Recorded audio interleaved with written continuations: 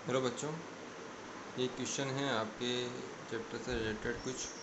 आप इनकी सॉल्यूशन करिए। आप इनको अपन इनका सॉल्यूशन अब आगे देखते हैं ना। तो आप इन क्वेश्चन को देखिए, एक बार सॉल्व करिए इनको। हेलो स्टूडेंट्स, कैसे हो? अच्छे हो? तो आज अपन ने यहाँ पर सॉल्यूशन से रिलेटेड क्वेश्चनों को यहाँ पर नोट किया है। इन क्वेश्चन को थोड़ा देख लेते हैं अपन ने। 7 क्वेश्चन है। तो फर्स्ट क्वेश्चन आप पढ़िए। फर्स्ट क्वेश्चन क्या है? फर्स्ट क्वेश्चन है an aqueous solution. An aqueous solution has molality 11.11। What is the mole fraction of solute in solution? तो आपको क्वेश्चन में क्या गिवन है बेटा? क्वेश्चन में गिवन है आपको मोलिटी, ठीक है ना। मोलिटी कितनी गिवन है? 11.11। What is the mole fraction of solute? क्या पूछा गया है आपसे? मोल फ्रैक्शन ऑफ सॉल्यूट्स के बारे में। तो मोलिटी आपको गिवन है, तो रिलेशन क्या था हमारे लिए? m is equal two aqueous solution. Molality आपको गिवन है। क्वेश्चन पढ़ लिया आपने? सॉल्यूशन में यहाँ कर रहा हूँ इसको, क्वेश्चन में पढ़ लिया आपने। अब इस क्वेश्चन का सॉल्यूशन देखते हैं। 11.11 इसकी मोलिटी है और आपसे मोल फ्रैक्शन ऑफ सॉल्यूट पूछा गया है। तो molality is equal to X B upon X A molecular mass into 1000, यही था, ठीक है। तो यहाँ पर मॉलिक्यूलर वेट रख देना आपको, और ये आपको 11.11 गिवन है, ठीक है, 11.11। और एक्स बी निकालना है आपको। एक्स ए भी गिवन नहीं है, तो एक्स बी 1 माइनस, इसको क्या लिख सकते हैं अपन? 1 माइनस एक्स बी, ठीक है। और अभी यहाँ पर 11.11 मोलिटी गिवन है, तो कुछ भी निकाला जाए तो क्या मानना है आपको? वाटर की रेस्पेक्ट में गिवन है ना। तो यहाँ पर आ जाएगा 1000। और मोलिकुलर वेट किसका रखोगे? मोलिकुलर वेट किसका रखोगे? मोलिकुलर वेट यहाँ पर सॉल्वेंट है ना। मोलिकुलर वेट क्या था बेटा? उसमें सॉल्वेंट था। तो सॉल्वेंट क्या होगा यहाँ पर? वाटर होगा, 18 है ना, ठीक है। वो अपने सोल्व किया था आपने, पूरा यहाँ पर देखा था अपन ने। तो ये मोलिकुलर वेट किसका था? सॉल्वेंट का था। तो ये 18 रख दिया है। तो सोल्व करेंगे इसको। 11.11 और ये 1000 अपॉन 18 कितना होता है? 55.55। तो ये X B upon 1 minus X B, और ये आ जाएगा 55.55। सोल्व कर लेंगे और एक्स बी की वैल्यू 2 कैलकुलेट कर लेंगे। सिंपल है, ठीक है ना। तो आपको मोलिटी गिवन है और मोल फ्रैक्शन आपसे पूछा गया है यहाँ पर। तो मोलिटी गिवन है, मोल फ्रैक्शन आपका पूछा गया है, तो इस तरह से क्वेश्चन को आपको मोल फ्रैक्शन एक्स भी निकाल सकते हैं, ठीक है ना। ठीक है, तो ये हो गया आपका फर्स्ट क्वेश्चन। तो कितना हो जाएगा? ये नीचे जाएगा तो 1/5 हो जाएगा। ये 1/5 तो 6 के लगभग हो जाएगा ना, 6 हो जाएगा। एक्स भी कितना हो जाएगा? 1 माइनस एक्स बी। हाँ, तो एक्स भी कितना हो जाएगा? 6 आंसर हो जाएगा इसका मोल फ्रैक्शन, या 1/, जो भी आएगा।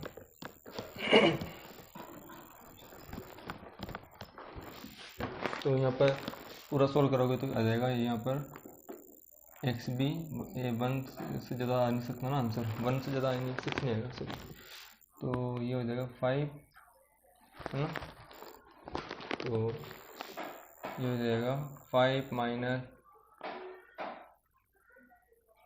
5 X B is equal to X B, और 6 X B is equal to 5। तो X B is equal to 5/6, sorry. X B कितना आ जाएगा? 5/6। ये पूरा सॉल्यूशन हो जाएगा ना। सॉरी, 1/5 होगा, 1/5। तो 5 X B 1 minus X B, तो 6 X B is equal to 1। तो ये हो जाएगा 1/6।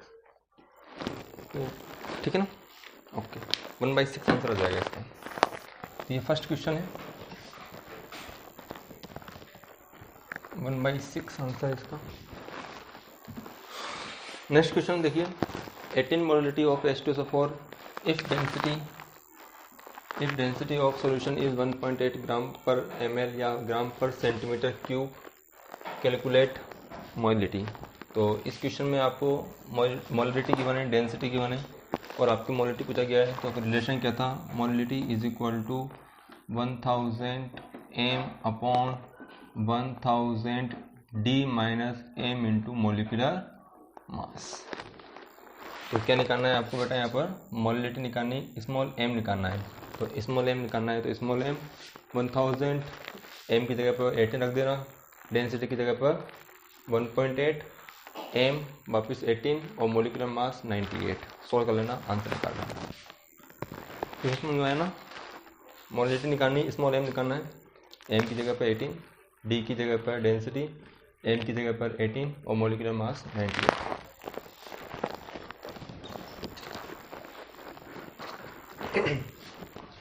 थर्ड क्वेश्चन में है calculate final molarity when 2 liter of 3 molarity sugar solution and 3 liter of 2.5 molarity sugar solution are mixed then diluted to 10 litre. तो dilution का ध्यान रखना आप, डाइल्यूशन में कंसेप्ट आता है M1V1 इज इक्वल टू M2V2 या N1V1 is equal to N2V2। Solve करेंगे।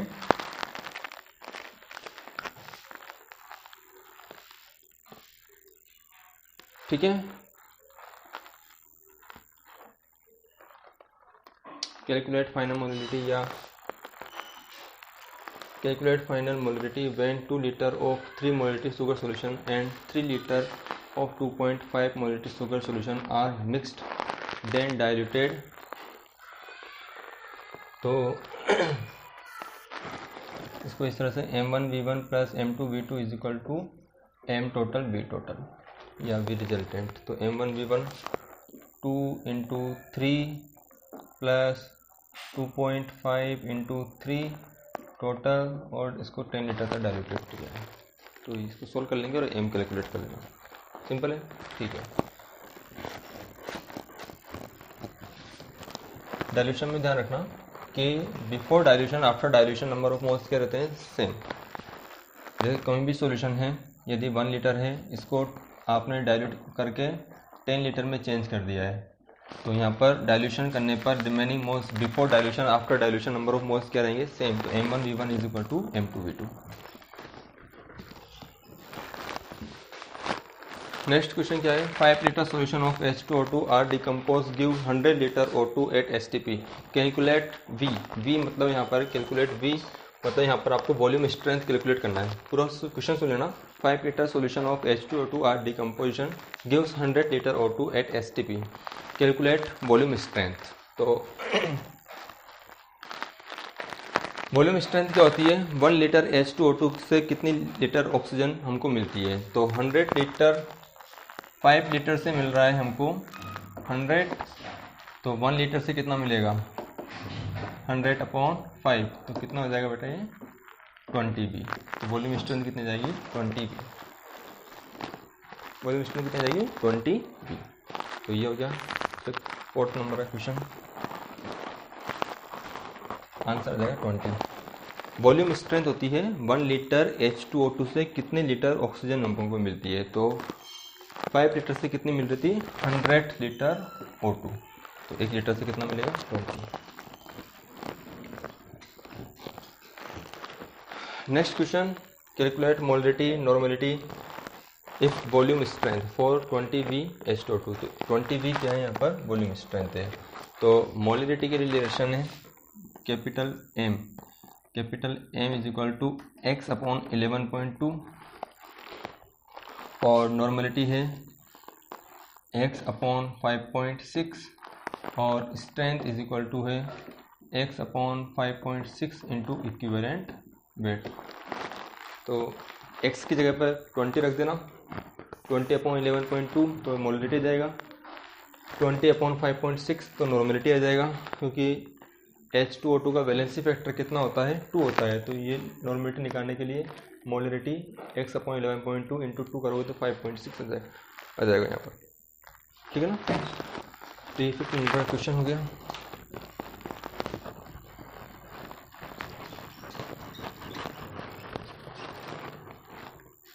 नेक्स्ट 6 नंबर पे क्वेश्चन देखिए। 6 नंबर पे क्वेश्चन पे क्लोरोफॉर्म है और डाइक्लोरोमीथेन है और इसका प्रेशर गिवन है आपको 20 and 415 mmHg। Calculate PS if by mixing 25.5 gram chloroform and 40 gram dichloromethane. ठीक है, तो कैलकुलेट PS निकालना है। तो PS क्या होगा, mole fraction of CHCl3 and P node of CHCl3 plus mole fraction of CH2Cl2 and CH2Cl2। ठीक है ना, तो मोल फ्रैक्शन निकालने के लिए इसके मोल्स निकाल लेना, इसके मोलिकुलर वेट से डिवाइड करके, इसके मोल्स निकालना है इसके मोलिकुलर वेट से डिवाइड करके। तो मोल्स अपॉन टोटल मोल्स, इसको फॉर्मूले से यूज़ करके आप निकाल सकते हैं। और mole fraction in vapour phase, तो PS आ जाएगा आपके पास, तो YA निकाल सकते हैं, YA या YCHCl3 इज इक्वल टू या YCHCl3 क्या होगा, पार्शियल प्रेशर ऑफ ये this partial pressure of CHCl3 upon total pressure PS, जो भी आंसर आएगा। और Y ऑफ CH2Cl2 क्या होगा,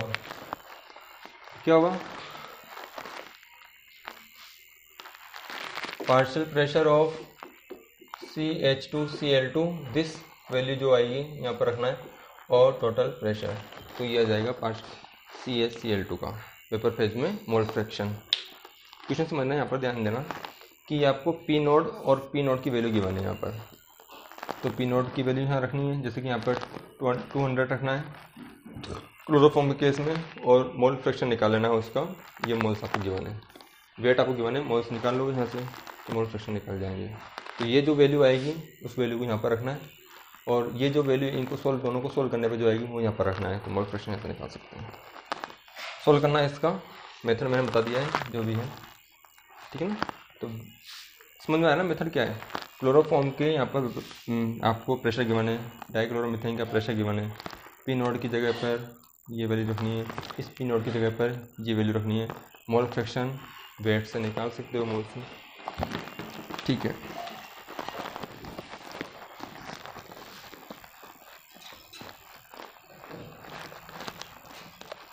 last question, the vapour pressure of an aqueous solution of glucose is 750 and 373 Kelvin. Calculate mole fraction of solute and molality. The vapor pressure of an aqueous solution of glucose is 750. तो solution का pressure given है आपको कितना, 750, और P node आपको given नहीं है, तो P नोड आपको कितना मानना है बेटा, यहाँ पर गिवन ना हो तो 760 mmHg, और इसका कितना माना है, इसका हो गया है 750 mmHg। आप जानते हो कि सॉलिड ग्लूकोज को मिलाने पर वेपर प्रेशर क्या होगा, कम होगा, तो वेपर प्रेशर कम हुआ है, पहले इनिशियल 760 था, 180 m के इक्वल, अब कितना हो गया 750 हो चुका है। तो क्या निकालना है, मोल फ्रैक्शन ऑफ सॉलिड निकालना है। तो relative lowering vapour pressure P nought minus PS upon P nought is equal to XP।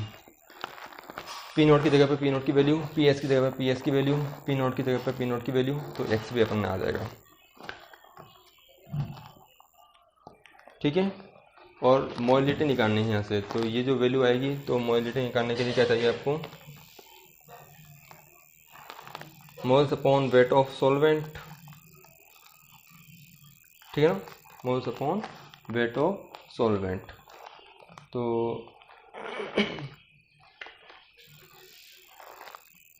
तो मोल्स यहाँ से निकालोगे आप, यहाँ से जो भी XB की वैल्यू आएगी, XB की वैल्यू किसके इक्वल है, n upon small n plus capital N। तो यहाँ से n की वैल्यू को निकाल लेना आप, XB की जो भी वैल्यू आएगी,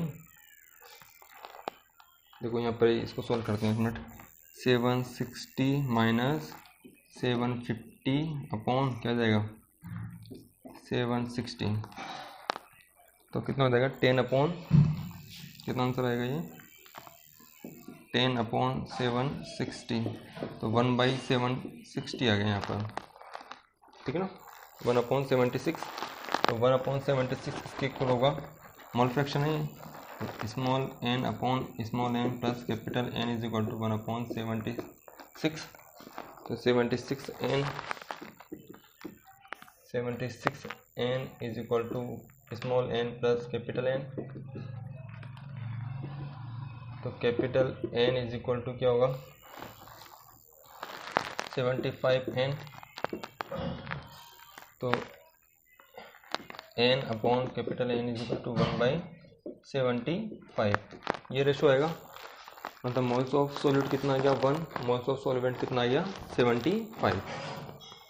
ठीक है, तो मोल्स ऑफ सॉलिड कितना आ गया 1। तो मोलिटी निकालनी है आपको, मोलिटी निकालनी है। तो मोलिटी निकालने के लिए small M moles of solid कितना है 1 और वेट ऑफ सॉल्वेंट कितना हो जाएगा 75 और नहीं माना है तो 18 और 1000। वेट ऑफ सॉल्वेंट क्या माना जाएगा वाटर ही माना जाएगा। तो vapour pressure of an aqueous solution glucose is 70।